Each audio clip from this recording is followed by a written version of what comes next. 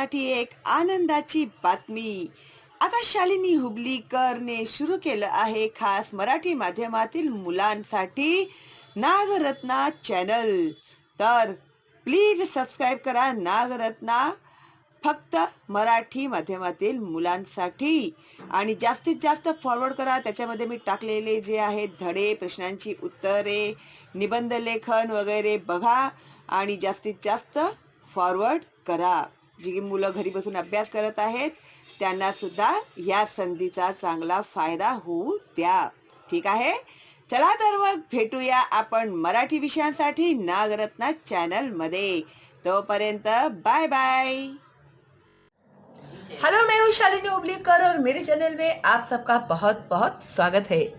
आज मैं 5th standard के बच्चों के लिए एक्सप्लेन करने जा रही हूँ साइंस का 12th lesson food for all. तो बच्चों ने बहुत डिमांड किया है इस लेसन के लिए, तो मैंने सोचा भाई चलो पहले यही लेसन में एक्सप्लेन कर देती हूँ आप लोगों के लिए। ठीक है, वैसे भी तो आप लोग को पता है कि मैं जो बच्चों को सबसे पहले प्रायोरिटी होती है वही मैं लेसन्स और क्वेश्चन एंड आंसर्स अपलोड करती हूँ आप लोगों के लिए। तो अगर आपकी भी कोई रिक्वायरमेंट्स है तो और आपको पूरी करनी है तो मुझे कमेंट बॉक्स में आप लोग भेज सकते हैं। अगर आज आप पहली बार मेरा चैनल देख रहे हैं, अभी तक सब्सक्राइब नहीं किया है तो सबसे पहले सब्सक्राइब करके रखिएगा, क्योंकि मेरे जो लाइव स्ट्रीम के जो नोटिफिकेशन है आप लोगों को तभी ही मिलेंगे, और जो मैं न्यू वीडियोस अपलोड करने वाली हूँ उसका नोटिफिकेशन भी आपको तभी ही मिलेगा। और ये जो है आप ज़्यादा से ज़्यादा फॉरवर्ड कीजिएगा मेरे चैनल का लिंक अपने दोस्तों को और रिलेटिव्स को, ताकि उन बच्चों का भी इस लॉकडाउन पीरियड में फ़ायदा हो। सारी दुनिया फ़ायदा उठा रही है शालिनी हुबलीकर चैनल से, तो फिर भाई क्यों वो बच्चे रह जाए, है ना। तो आप लोगों का अभी फर्ज बनता है, आप लोग की रिस्पॉन्सिबिलिटी बनती है कि जो मेरा चैनल है उसे ज़्यादा से ज़्यादा फॉरवर्ड करने की, क्योंकि ज़्यादा से ज़्यादा बच्चे सीखे। तो हमारा क्या मिशन है, एजुकेट इंडिया, है ना। अभी तक तो बच्चों को समझता नहीं था, बेचारे बच्चे लोग जो थे वो आंसर्स रट्टा मार मार के पास होते थे। लेकिन अभी वो ज़माना गया आपका। शालिनी हुबलीकर में आप लोग को पूरे लेसन्स एक्सप्लेन किए जाते हैं, पोएट्रीज एक्सप्लेन किए जाते हैं, उसके क्वेश्चन एंड आंसर्स भी दिए जाते हैं, हर बात का मीनिंग बताया जाता है, प्लस हर सब्जेक्ट सिखाया जाता है, और निबंध लेखन, पत्र लेखन, कहानी लेखन, बातमी लेखन, कथा लेखन, जाहिरात लेखन, बहुत कुछ है, ग्रामर है, सब कुछ है सिर्फ एक ही चैनल में, शालिनी हुबलीकर चैनल में। तो इसका लाभ आप लोग उठाइए पूरा, और ये सबके लिए है बिल्कुल मुफ्त, इसके लिए कोई भी चार्जेस नहीं है। तो दिल खोल कर फॉरवर्ड कीजिएगा अपने दोस्तों को और रिलेटिव्स को। ठीक है, तो चलिए फिर अभी हम लोग शुरू करते हैं 12th lesson food for all. Can you tell one, which vegetables do we get around the time of Diwali, which fruits, which grains. तो दिवाली के समय में हम लोग कौन से वेजिटेबल्स मिलते हैं, कौन से फ्रूट्स मिलते हैं, कौन से अनाज मिलते हैं। 2. What are the season for jowar, bajra, rice, mangoes, orange and jackfruit. 3. Which part of plants do we use as food? Plant का कौन सा पार्ट है जिसे हम लोग फूड करके यूज करते हैं। तो देखते हैं भाई क्या है ये सब का आंसर। एग्रीकल्चर, एग्रीकल्चर मीन्स खेती। ओके, एग्रीकल्चरल सीजन यानी खेती करने के लिए कौन से सीजन होते हैं। We get food from plants. अभी ये तो हम लोग को पता ही है कि हम लोग को फूड कहाँ से मिलता है, प्लांट्स में से मिलता है। For that purpose we sow grains in fields. इसके लिए हम लोग खेत में बी बोते हैं, and plants, fruits, trees in orchids, और उसके बाद उसमें से fruit, plant, fruit, trees in orchids यानी बाग में। तो नेचुरली फ्रूट के जो पेड़ होंगे वो बाग में ही लगाएंगे, है ना। तो about 60% of the land of our country is in use of agriculture. तो 60% जो जमीन है हमारे देश में एग्रीकल्चर के लिए यूज होता है, खेती बाड़ी के लिए यूज होता है. शेतासाठी उपयोगात येतो 60% जमीन भारतातील. There are two main agricultural season in our country. अपने देश में दो एग्रीकल्चरल सीजन है. The season from June to October is called a kharif season. Underline करो इसको क्योंकि ये एग्जाम में आप लोग को 100% पूछा जाएगा. The season from June to October is called the kharif season. In season, the crops are watered mainly by the rain. देखो अभी जून से अक्टूबर में बारिश का मौसम होता है, तो उस समय में जो अनाज उगाते हैं उसे कहते हैं खरीफ. ये सीजन को कहते हैं खरीफ सीजन. और इस सीजन में जो अनाज होता है उन्हें ज्यादातर बारिश का ही पानी मिलता है. The season from October to March is the Rabi season. In this season, rainwater that has soaked into the soil. तो अक्टूबर टू मार्च में रबी सीजन होता है. तो ये जो जमीन में द रिट्रीटिंग मानसून एंड यहाँ पर है. In this season, rainwater has soaked into the soil. अभी जो बारिश का पानी होता है वो जमीन के नीचे जाता है. जमीन जो होती है वो पानी को सोक करती है. हाँ, यानी पानी जमीन पानी शोषून घेते.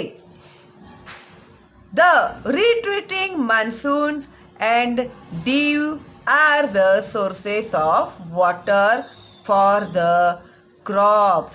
तो ये जो क्रॉप्स अक्टूबर में लगाए जाते हैं, जो रबी है, रबी सीजन के जो क्रॉप्स है उनको कहाँ से पानी मिलता है? तो जो पानी जो मिट्टी के अंदर जमा हुआ रहता है उसके आधार पर ये क्रॉप्स लिए जाते हैं.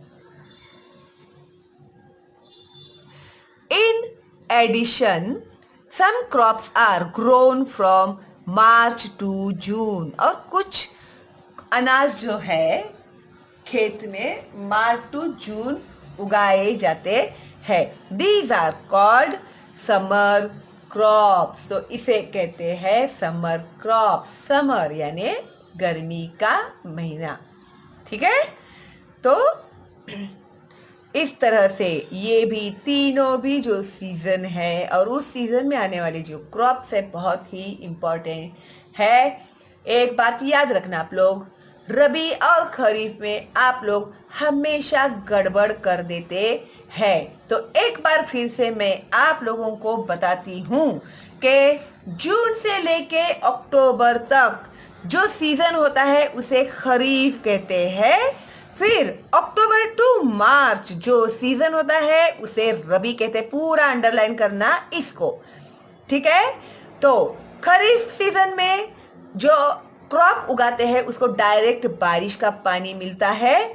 रबी सीजन में जो बारिश का पानी जमीन के अंदर सोख हुआ रहता है उससे मिलता है.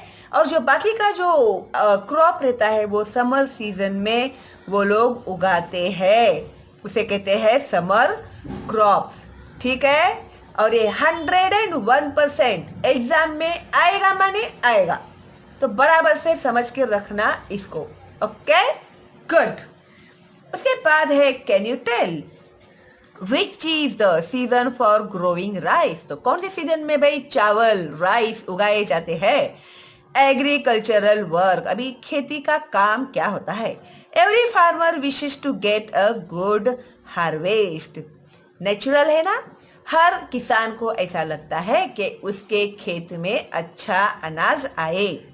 अ good harvest provides a good income. अगर खेत में अच्छा अनाज आया तो उनको इनकम भी अच्छा मिलेगा ना, पैसा भी अच्छा मिलेगा. फिर fertile land, good quality seeds and fertilizers and availability of water are essential for a good harvest. Underline करो इसको। तो गुड हार्वेस्ट के लिए क्या जरूरी होता है? तो एक तो फर्टाइल लैंड यानी उपजाऊ जमीन, गुड क्वालिटी सीड्स जो बीज पेरते हैं जमीन के अंदर मिट्टी में, उसकी क्वालिटी भी अच्छी होनी चाहिए बीज की, एंड फर्टिलाइजर्स खाद जो डालते हैं वो भी अच्छा होना चाहिए, एंड अवेलेबिलिटी ऑफ वाटर, और सबसे इम्पॉर्टेंट पानी होना चाहिए अच्छा खासा। तो ये सारे एसेंशियल है यानी बहुत ही जरूरी है फॉर अ गुड हार्वेस्ट, अच्छा अनाज उगाने के लिए। It is also necessary to carry out the task of tilling the land, और लैंड को टिलिंग करने का जो टास्क रहता है वो भी बहुत जरूरी होता है। The crop in the field must be protected and the harvested crop must also have stored safely।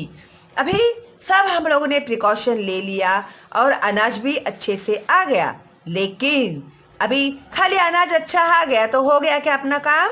नहीं, तो अभी उस अनाज को प्रोटेक्ट भी तो करना पड़ेगा ना। तो उसको अच्छे से सेफ जगह पे स्टोर करना होगा, है ना।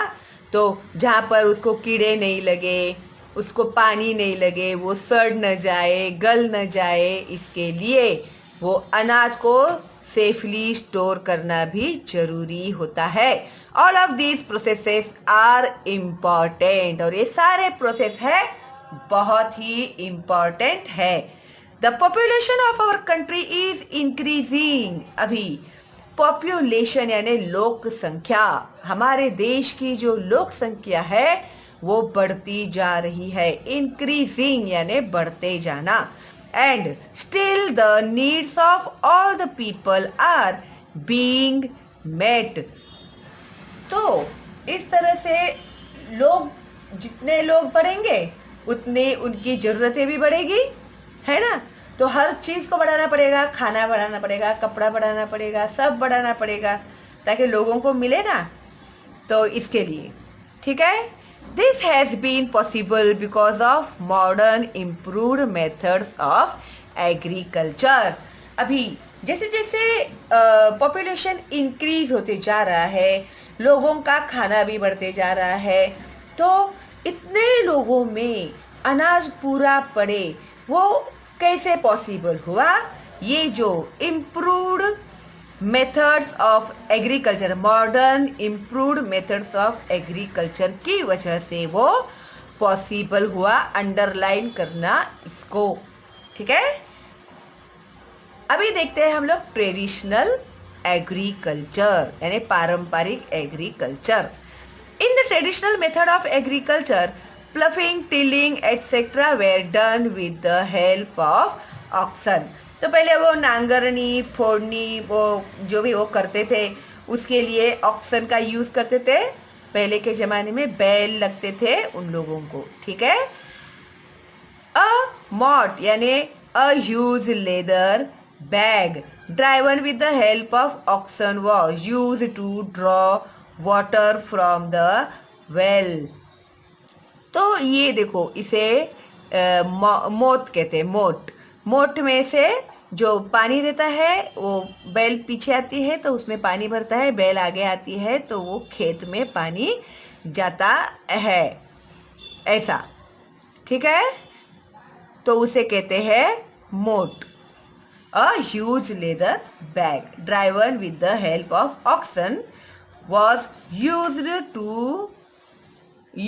to draw water from the well। कुएं में से पानी निकालने के लिए यूज होता है उसका। Harvesting, threshing etcetera was done by the members of the farmers family themselves with the help of auction। और उसके बाद वो जो हार्वेस्टिंग थ्रेशिंग वगैरह होता है तो वो उनके जो फैमिली में के जो मेंबर्स होते थे वो लोग घर में बैठकर ये सब काम करते थे। किसकी मदद से? ऑक्शन की मदद से, यानी बैलों की मदद से। However, farmers now carry out all these tasks with the help of machines। लेकिन आज का जो फार्मर है ये सब काम मशीन के द्वारा ही कर लेता है। ठीक है, अभी ये यहाँ पर देखो पिक्चर दिया है प्लफिंग द लैंड का, यानी नांगरनी कर रहा है वो फार्मर। ठीक है, अभी इसके आगे है इम्प्रूव्ड मेथड ऑफ एग्रीकल्चर। अभी ये हो गया हमारा जो पहले के ज़माने में किस तरह से ये लोग फार्मिंग करते थे वो। अभी इम्प्रूव्ड मेथड क्या है एग्रीकल्चर का हम लोग देखते हैं। इम्प्रूव्ड सीड्स, तो अभी इम्प्रूव्ड एग्रीकल्चर में सबसे पहले उन लोगों ने यूज़ किया है इम्प्रूव्ड सीड्स, यानी उसको सुधारित बियाणे कहते हैं या सुधारित बीज कहते हैं। Earlier it was customary to preserve the seeds of one harvest for sowing in the next season।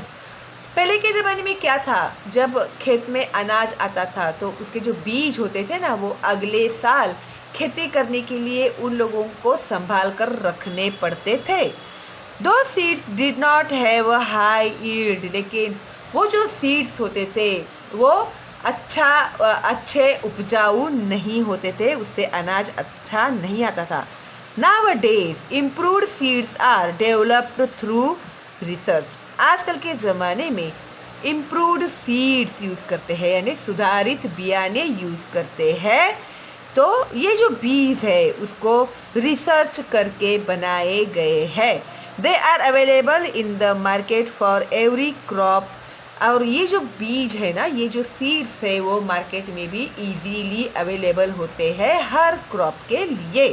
Such as, जैसे कि ज्वार, राइस, ग्राउंडनट यानी शेंगदाना, व्हीट यानी गेहूँ etcetera. These have a higher yield, और ये बीज यूज करने से बहुत ज़्यादा अनाज आता है। They can resist paste attacks. अभी ये जो सुधारित बीज जो होते हैं, इम्प्रूव्ड सीड्स जो होते हैं, वो यूज़ करने से पेस्ट अटैक भी नहीं होता है अनाज के ऊपर। Some varieties become ripe for harvesting in a shorter period of time. इसके कारण क्या होता है, फिर वो जो पेस्टिसाइड्स बहुत ज़्यादा यूज़ करते हैं ना, वो कीड़े नहीं लगने के लिए, तो उसका यूज़ करने की भी ज़रूरत नहीं पड़ती है, या फिर पड़ती भी रहेगी ज़रूरत तो उतनी ज़्यादा क्वांटिटी में यूज़ करने की ज़रूरत नहीं पड़ती है अगर इम्प्रूव्ड सीड्स का यूज़ करेंगे तो। Some varieties become ripe for harvesting in a shorter period of time. और अनाज पे होता है ना, वो बहुत जल्दी तैयार हो जाता है हार्वेस्टिंग करने के लिए। हार्वेस्टिंग यानी कापनी, कटिंग करने के लिए भी अनाज जल्दी तैयार हो जाता है शॉर्टर पीरियड ऑफ टाइम, कम समय में। ठीक है, अगर एक साल में वो अनाज बनने वाला रहेगा तो वो 8 महीने में ही हो जाएगा या 9 महीने में ही हो जाएगा, ऐसे। While some give a high yield even with a low water supply। और कुछ improved seeds होते हैं वो कम वाटर सप्लाई में ज़्यादा ध्यान देते हैं, ज़्यादा अनाज उगाते हैं। और ये बहुत ही इम्पॉर्टेंट है आप लोगों के एग्ज़ाम के लिए, तो बराबर समझ लेना इसको। ठीक है, रट्टा मारने की ज़रूरत नहीं है, मैंने पूरा एक्सप्लेन किया है, खाली समझ लो। एक बार नहीं समझा 2 बार देखो, 2 बार नहीं समझा 3 बार देखो, 4-5 बार अगर देखेंगे ना आप लोग तो बस हो गया, आप लोग को पक्का सब दिमाग में बैठ जाएगा आप लोगों के। ठीक है, उसके बाद है modern method of irrigation. Irrigation means सिंचन क्रिया। ठीक है, जो पानी डालते हैं ना खेत में, तो ये कौन से है मॉडर्न तरीके इरिगेशन के। Crops grow well if they are watered at the right time. अनाज कब अच्छा आता है? जब उसे राइट टाइम में राइट वाटर मिलेगा तो खेत में अनाज जो है वो अच्छा आता है। Water from rivers, lakes and wells is used for irrigation in addition to rain water. अभी बारिश के मौसम में अगर अनाज हम लोग उगाते हैं तो वो तो रेन वाटर के इसमें उग जाते हैं अनाज। लेकिन जब बारिश नहीं होता है तो इरिगेशन करने के लिए पानी कहाँ से लेते हैं हम लोग? तो रिवर्स यानी नदी में से लेते हैं, लेक्स यानी तालाब में से लेते हैं, वेल्स यानी कुओं में से लेते हैं, या फिर बारिश आता है वो बारिश का पानी भी अनाज उगाने के लिए हम लोग के लिए यूजफुल होता है। Greater quantities of water are stored by building dams and bunds on rivers to obstruct the flow of water downstream। अभी ये जो लार्ज क्वांटिटी में, बहुत ज़्यादा क्वांटिटी में पानी को स्टोर करके रखने के लिए नदियों के ऊपर डैम्स बनाए जाते हैं, बांध बनाए जाते हैं, जिसके कारण ये जो पानी होता है, पानी का बहाव जो नीचे की ओर बह जाता है, फ्लो, तो उसको रोकता है ये डैम या बांध। Okay, this also helps to raise the levels of ground water. और इस वजह से भी ग्राउंड वाटर यानी ज़मीन के अंदर में का जो पानी है उसका लेवल बढ़ता है। Crops were traditionally watered through canals. तो क्रॉप्स को ट्रेडिशनली किस में से पानी दिया जाता था? कनाल्स में से पानी दिया जाता था। However much water from the canals is lost due to evaporation and seepage into the ground. तो ये जो कनाल्स में का जो वाटर यूज़ करते थे तो वो किस तरह से लॉस्ट होता था, यानी जाता था या ज़ाया होता था। एक तो इवेपोरेशन होना यानी उसका वाफ हो जाता है। अगर सनलाइट बहुत ज़्यादा रहेगा तो वो वाटर का वेपर हो जाता है, तो इसे कहते हैं इवेपोरेशन।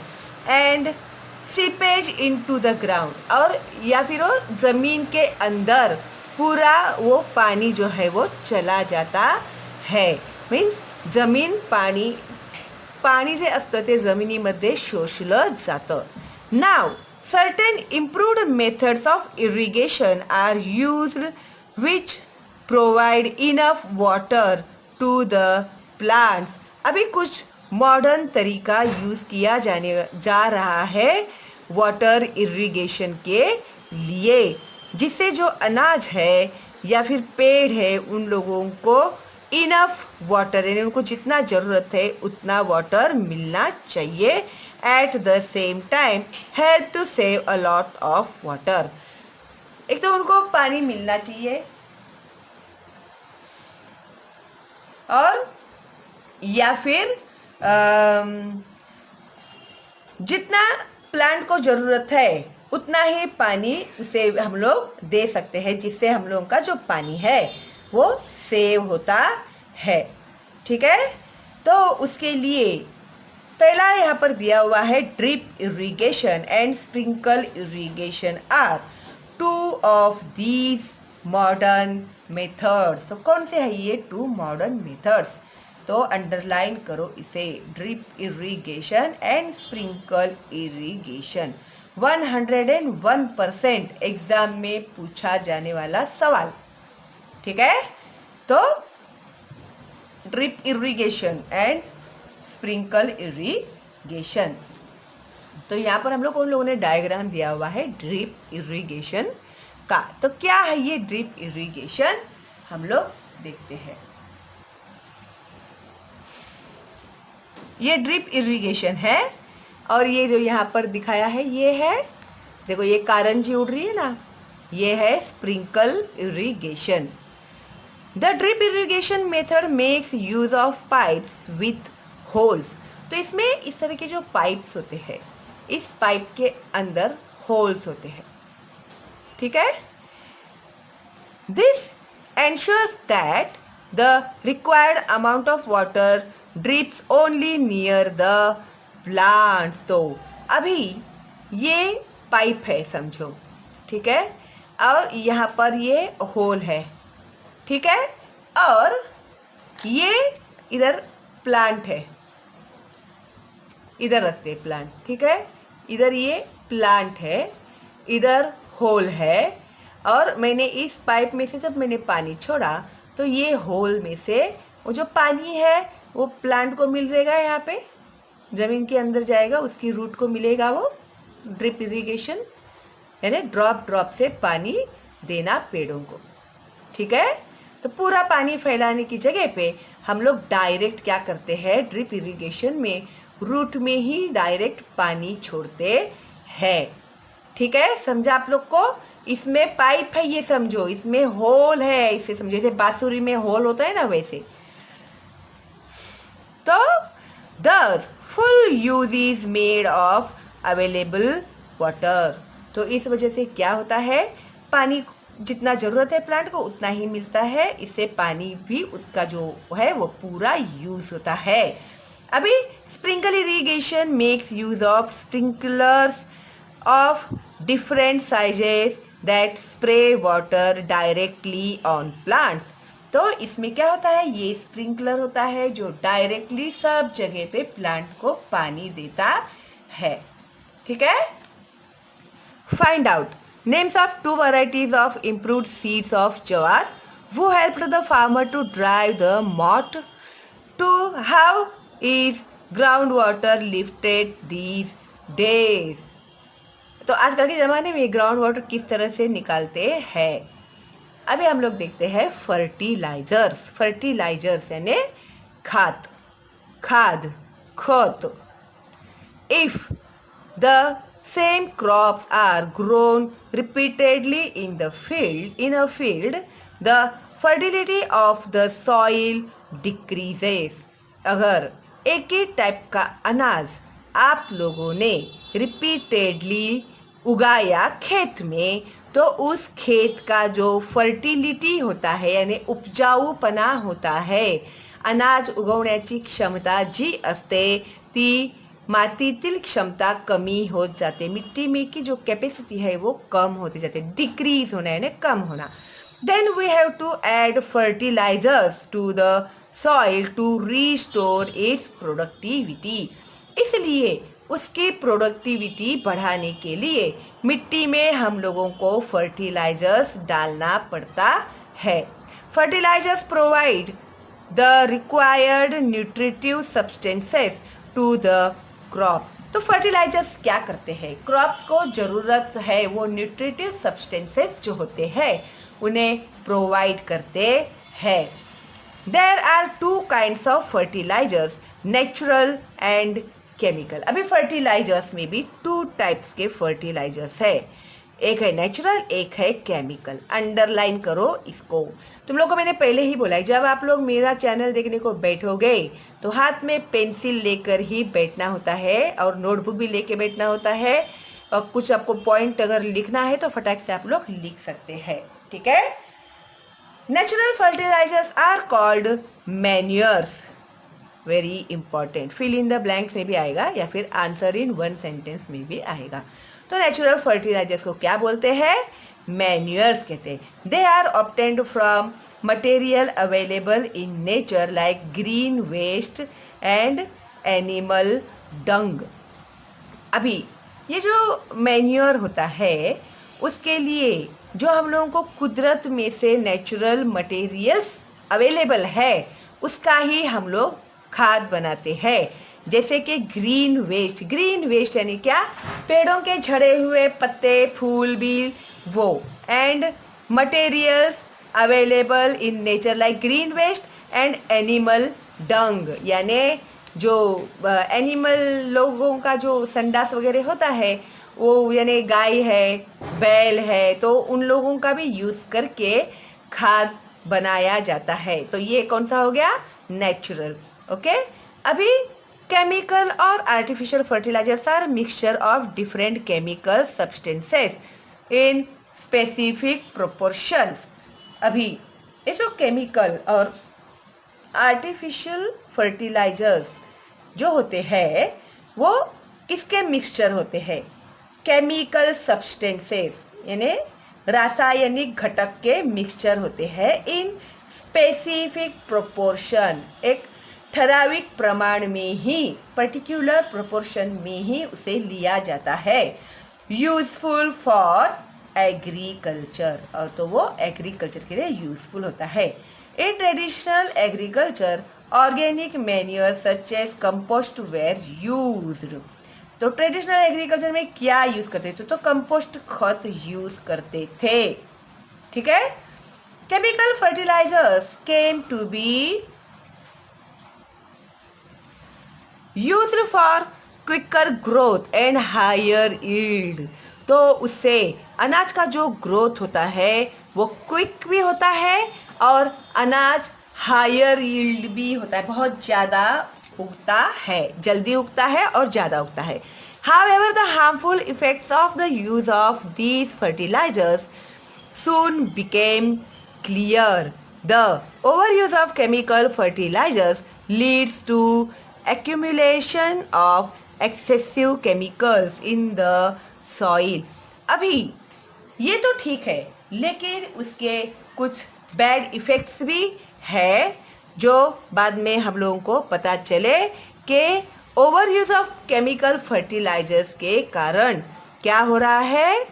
तो accumulation of excessive chemicals in the soil, जो मिट्टी होती है, मिट्टी में बहुत ज़्यादा प्रमाण में केमिकल जमा हो रहा है। This lowers the fertility of soil, जिस कारण जो मिट्टी की जो कुदरती फर्टिलिटी क्वालिटी होती है, क्षमता होती है, वो कम होते जाता है। एंड रिड्यूसेस इट्स प्रोडक्टिविटी, और उस मिट्टी में प्रोडक्टिविटी भी कम हो जाती है। Over watering makes the land saline and fallow. अभी ओवर वाटरिंग करने से भी मिट्टी क्या हो जाती है? सलाइन यानी खरा, और फैलो यानी नापीक हो जाती है, उसमें का उपजाऊपना जो है वो कम हो जाता है या फिर निकल जाता है। This is seen specially in the parts where water is available in plenty. तो नॉर्मली ये सब हम लोगों को कहाँ दिखाई देता है? जहाँ पर बहुत ज़्यादा पानी होता है, ये प्रॉब्लम हम लोगों को वहाँ पर दिखाई देते हैं। As for example near dams और ऑन रिवर बैंक्स। तो डैम्स और रिवर बैंक्स के यहाँ पर पानी हम लोगों को ज़्यादा पानी होने की वजह से वो जो ज़मीन होती है उसके अंदर पानी ज़्यादा जमा हो जाता है। ठीक है। If land becomes saline and fallow, it has to be tested to find out which substances is lacks. और जब इस तरह से जमीन सलाइन और फैलो हो जाता है तो उस जमीन को टेस्ट किया जाता है कि इसमें किस चीज की कमी है। The fertility can be restored by adding these substances. और टेस्ट करने के बाद पता, अभी टेस्ट करते हैं यानी क्या करते हैं? टेस्ट करते हैं यानी चख कर नहीं देखते हैं उसको। अभी जैसे हम लोग बीमार होते हैं तो अपना कैसे ब्लड यूरिन वगैरह टेस्ट करके देखते हैं ना, भाई कौन सा जम है, क्या बीमारी हुई है, क्यों इनको बुखार आ रहा है, क्यों सर्दी खांसी हो रही है, तो जो अपना कैसे ब्लड टेस्ट वगैरह करते हैं, उसी तरह से जो मिट्टी होती है उसको भी टेस्ट करने का एक होता है, मशीन होता है जिसमें वो लोग सब रिसर्च किया हुआ रहता है वो, तो उसमें वो लोग चेक करके देखते हैं कि भाई इस मिट्टी के अंदर अनाज नहीं उगने का कारण क्या है, क्या कमी है इसमें, जिस कारण इसमें अनाज नहीं उग रहा है। तो जो कमी होती है उसे वो लोग उसमें पूरा कर देते हैं। ठीक है। इट इज अ कॉस्टली यानी महंगा भी रहता है एंड टाइम कंज्यूमिंग प्रोसीजर, यानी बहुत वक्त लेने वाला भी इसका जो प्रोसीजर है वो बहुत टाइम कंज्यूमिंग होता है। Therefore it is better to avoid excessive use of fertilisers and waters. इससे अच्छा सबसे बेस्ट क्या है? ज्यादा फर्टिलाइजर्स और ज्यादा वाटर यूज ही नहीं करेंगे तो ये सब प्रॉब्लम आएगा ही नहीं। ठीक है। अभी ये क्या कर रहा है भाई? स्प्रेइंग इंसेक्टिसाइड्स यानी जंतुनाशक फवारनी स्प्रे कर रहा है। वो आजकल हम लोग भी सब जगह पे सैनिटाइज कर रहे हैं ना, सैनिटाइजर स्प्रे करते रहते हैं। तो ये अनाज के ऊपर भी इंसेक्टिसाइड्स यानी जंतुनाशक फवारनी कर रहा है।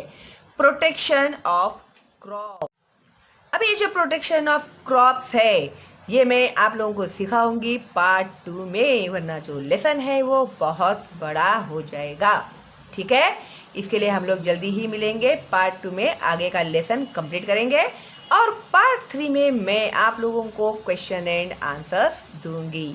ठीक है, तब तक के लिए आप लोग जो पार्ट 1 है वो बराबर से देख कर रखना। ओके, अच्छा है ना लेसन? समझ में आ रहा है ना आप लोग को?